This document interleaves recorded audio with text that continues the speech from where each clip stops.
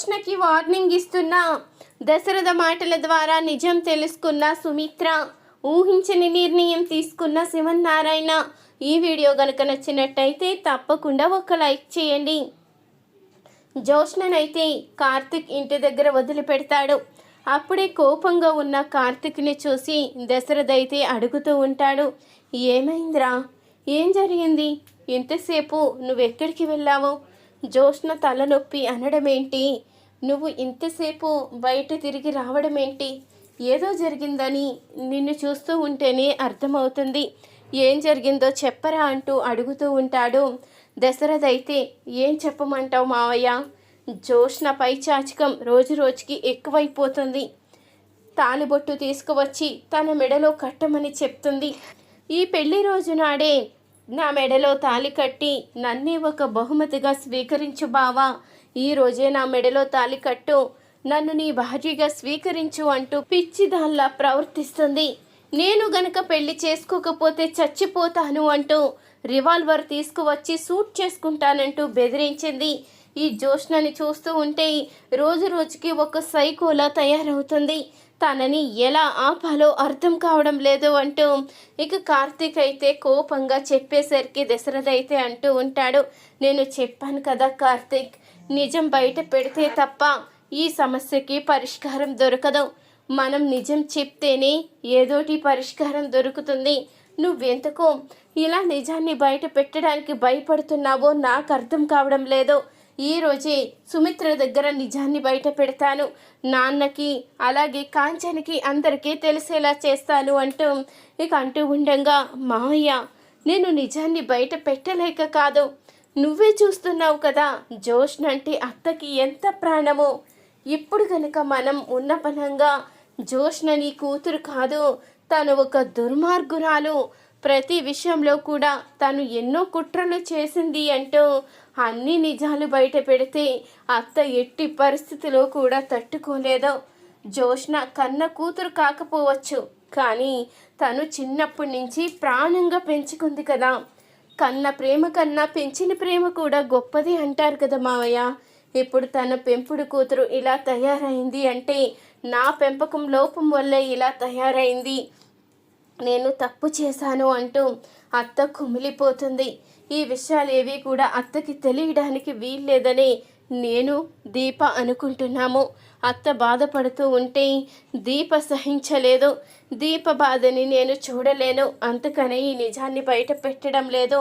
జోష్నని ఎలాగైనా మంచిదానిలా మార్చాలి, ఈ కుటుంబానికి ఎలాంటి ఇబ్బంది లేకుండా చూడాలని అనుకుంటున్నాము, కానీ తను మంచిదానిగా మారకపోగా ఇంకా రాక్షసులా తయారవుతుంది అంటూ ఇక కార్తీక్ అయితే చెప్తూ ఉంటాడు. నేను అన్నాను కదా, తనకి ఈ డబ్బు, హోదా, పలుకుబడి ఇవన్నీ కావాలి, తను దాసు కూతురునని చెప్పుకోవడానికి నామోషి అవుతుంది, అలాగే నిన్నే పెళ్లి చేసుకోవాలని నిర్ణయించుకుంది కాబట్టి దీని వెనుకకి ఎన్ని కుట్రలు చేసినా మనం ఆశ్చర్యపోవాల్సిన అవసరం లేదు. ముఖ్యంగా ఈ జోష్న కారణంగా దీపకి ఆపద వస్తుంది అంటూ ఇక దశరథ అయితే అంటూ ఉంటాడు, లేదు మావయ్య, అంతవరకు రానివ్వను, అంతవరకు వస్తే జోష్నకి ఎలా బుద్ధి చెప్పాలో అలా బుద్ధి చెప్తాను అంటూ కార్తీక్ అయితే చెప్పి ఇంటికి వెళ్తాడు. అప్పుడే ఇక కాంచన అయితే కార్తీక్ని నిలదీస్తూ ఉంటుంది, ఏంట్రా ఇంతసేపు ఎక్కడికి వెళ్ళిపోయావు? అయినా ఆ జోష్నకి నువ్వు ఏమన్నా బానిస అనుకుంటుందా, ఇష్టం వచ్చినట్టు నిన్ను తిప్పుతూ ఉండడానికి? ఈరోజు మీ పెళ్లి రోజు అని కూడా మర్చిపోయి అది ఎలా చెప్తే అలా ఎలా వింటున్నావు? నువ్వు కూడా ఒక మనిషివే కదరా. అయినా ఇంతకు ముందు కార్తీక్ వేరు, ఇప్పుడు కార్తీక్ వేరని అనిపిస్తుందిరా. ఇంతకు ముందు ఎలాంటి సమస్య వచ్చినా ధైర్యంగా ఎదుర్కొని నిలబడేవాడివి, ఇప్పుడు ఆ జోష్న దగ్గర ఒక బానిసలా తయారయ్యావు. అది నిన్ను ఒక కీలు బొమ్మని చేసి ఆడిస్తుందని అనిపిస్తుంది.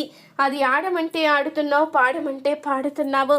అసలు నిన్ను చూస్తూ ఉంటే నాకేమీ అర్థం కావడం లేదు అంటూ కాంచన అయితే కోపంగా చెప్పి లోపలికి వెళ్ళిపోతుంది. అప్పుడే దీప్ అయితే అడుగుతూ ఉంటుంది, ఏమైంది బావా, ఏం జరిగింది? ఆ జోష్న ఏమైనా ఇబ్బంది పెట్టిందా అంటూ ఉండంగానే, జోష్న ఏమి ఇబ్బంది పెట్టలేదులే దీప, నువ్వు కంగారు పడుకో అంటూ కార్తీక్ అయితే చెప్పి లోపలికి వెళ్తాడు. బావా, నా దగ్గర ఏదో నిజాన్ని దాచిపెడుతున్నాడు. జోష్న మళ్ళీ ఏదో ప్లాన్ చేసింది. తను ఏదో చెయ్యబోతుంది. దాని కారణంగా అమ్మా నాన్నకి ఎలాంటి ప్రమాదం రాదు కదా. ఈ జోష్న మళ్ళీ ఎలాంటి నిర్ణయం తీసుకుంటుందో ఏంటో అంటూ దీప్ అయితే కంగారు పడుతూ ఉంటుంది. ఇంతలో దశరథ అయితే ఆలోచిస్తూ ఉంటాడు. అప్పుడే ఇక పారిజాతం అయితే వస్తుంది. దశరథ, నన్ను క్షమించు దశరథ అంటూ అనంగానే, ఏమైంది పిన్ని, ఎందుకు క్షమాపణ చెప్తున్నావు అంటూ అడుగుతూ ఉంటాడు దశరథ అయితే. ఏమీ లేదు, జోష్న నా కారణంగానే ఇలా రాక్షసులా తయారైంది. దాన్ని గారాబం చేసి నేనే చెడగొట్టాను. ఇప్పుడు దాని ప్రవర్తన చూస్తూ ఉంటే అసలు దానిని ఇలా తయారు చేసింది నేనే కదా. నా కారణంగా అది ఎలా తయారైందని ఇప్పుడు అర్థమవుతుంది. ఇందాక కార్తీక్ నువ్వు మాట్లాడుకునే మాటలు నేను విన్నాను. అదే జోష్న తన మెడలో కార్తీక్ చేత్తోనే తాళి కట్టమని అడిగింది అని చెప్తున్నాడు కదా. ఆ మాట విన్నాను. ఆ మాట వినంగానే నాకు చాలా కోపం వచ్చింది.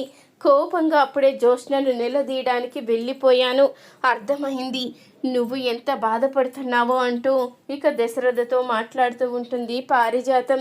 లేదు పిన్ని, జోష్నని ఎలా మార్చాలో అర్థం కావడం లేదు అంటూ అనంగానే, దానికి నేను కూడా ఎంతో చెప్పి చూశాను.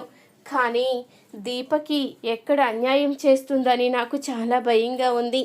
జోష్న సంగతి చిన్నప్పటి నుంచి తెలిసిందే కదా. తను ఏదైనా మొండిగా కోరుకుంటే ఖచ్చితంగా అది వదిలిపెట్టదు. నాకు అదే భయమేస్తుంది అంటూ ఇక పారిజాతం అయితే అంటూ ఉంటుంది. నువ్వు కంగారు పడకు పిన్ని, నేను జోష్నతో మాట్లాడతాను అంటూ ఇక దశరథ అయితే జోష్న దగ్గరికి అయితే వెళ్తాడు.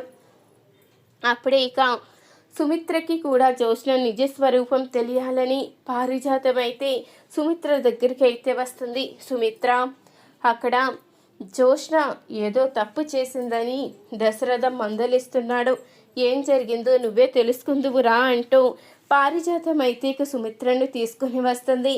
ఇంతలో అప్పుడే దశరథ అయితే జోష్న దగ్గరికి వచ్చి, ఏంటి జోష్న నువ్వు చేస్తున్న పనులు? కార్తీక్కి పెళ్ళయింది, దీప తన భార్య. అలాంటి తన భార్య ఉండగా నీ మెడలో తాళి కట్టమని కార్తీక్ని బెదిరించడం ఏంటి అంటూ గట్టిగా అడుగుతాడు దశరథ అయితే. అప్పుడే ఇక జోష్నకి ఏం మాట్లాడాలో అర్థం కాక మౌనంగా అయితే చూస్తూ ఉంటుంది. ఏంటి జోష్న, నేను అడిగింది వినిపించడం లేదా? నేను అడిగిన దానికి సమాధానం చెప్పాలి అనిపించడం లేదా అంటూ దశరథ అయితే అడిగేసరికి, అది కాదు, నేను బావని ముందు నుంచే ప్రేమించాను. దీప కన్నా ముందు నుంచే నాకు బావ నా మొగుడు అని మీరు పరిచయం చేశారు. ఇప్పుడు మధ్యలో దీప్ వచ్చి బావని తన సొంతం చేసుకుంటే చిన్నప్పటి నుంచి ప్రేమించిన నా ప్రేమ ఏమవ్వాలి? అందుకని బావ నా సొంతమే అని నేను నిర్ణయించుకున్నాను. అందుకే పెళ్లి చేసుకోవాలి అనుకున్నాను. నా ప్రేమని ఇప్పుడు మధ్యలోనే వదిలేసుకోమంటే ఎలా వదిలేసుకుంటాను? నేను దీప మొగుడిగా ఇష్టపడలేదు. దీప పరిచయం అవ్వకముందే నా బావగా ఇష్టపడ్డాను. అలాంటి నా బావని ఆ దీప ఎగరేసుకుపోతే నేను చేసింది తప్పని ఎలా అంటున్నారు? నా బావని నేను కోరుకోవడం తప్ప అంటూ ఇక జోష్న అయితే అడుగుతూ ఉండగా అప్పుడే దశరథ అయితే జోష్న చెంప పగలగొడతాడు. ఏంటి నీ ఇష్టం? ఎంతోమంది పెళ్ళికి ముందు ఇష్టపడతారు, ప్రేమిస్తారు.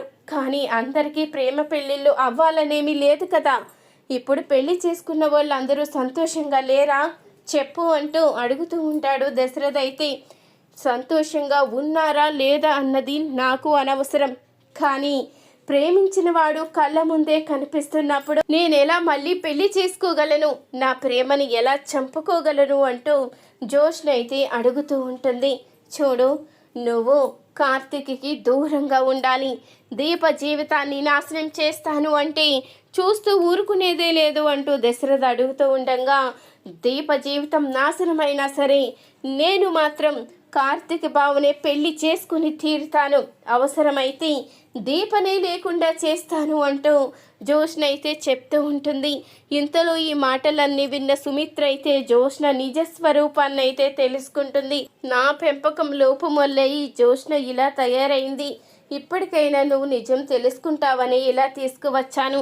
ఇక మీదటైనా నా కూతురు కూతురు అంటూ ప్రేమని పక్కన పెట్టి దానికి బుద్ధొచ్చేలా చెయ్యి అంటూ పారిజాతమైతే సుమిత్రతో చెప్తూ ఉంటుంది. ఇంతలో ఈ మాటలు విన్న శివన్నారాయణ అయితే జోష్న ఇక్కడే ఉంటే దీప కార్తిక్ని ఖచ్చితంగా విడతీస్తుంది. జోష్నకి తొందరగానే పెళ్లి చేసేయాలి, పెళ్లి చేసి తనని దూరంగా పంపించేయాలి అంటూ శివన్నారాయణ అయితే నిర్ణయించుకుంటాడు. ఈ వీడియో కనుక నచ్చినట్టయితే తప్పకుండా ఒక లైక్ చేయండి. మీరిచ్చే ఒక చిన్న లైక్ మా ఛానల్కి ఎంతో సపోర్ట్నిస్తుంది.